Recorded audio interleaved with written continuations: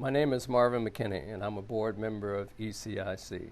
My previous job was that of a program officer at the Kellogg Foundation, and currently I am a special consultant at Michigan State University. But my real claim to fame is not my credentials or what I do for a living. It's the fact that I was born and raised in the state of Michigan, and I love this state. I think we're at a real crossroads. I think we're at a crossroads economically, and I think we're at a crossroads politically. What's really, I think, is really important is that we get our priorities straight. And the well-being of children and the well-being of families should be our first priority in the state of Michigan. Because, like the old commercial says, you either pay me now or you pay me later.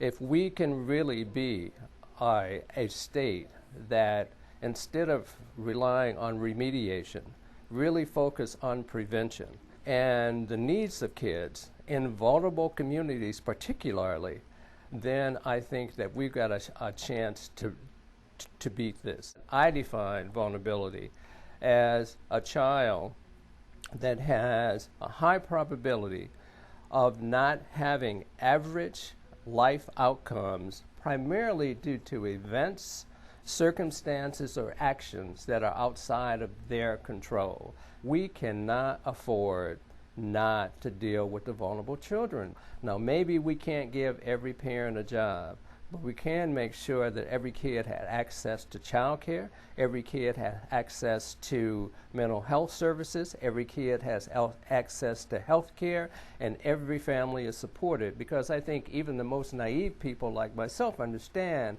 that you don't have healthy kids unless you have healthy families. The quote that I use, I believe, is attributable to Martin Luther King Jr. We will learn to live as brothers or we will all perish as fools.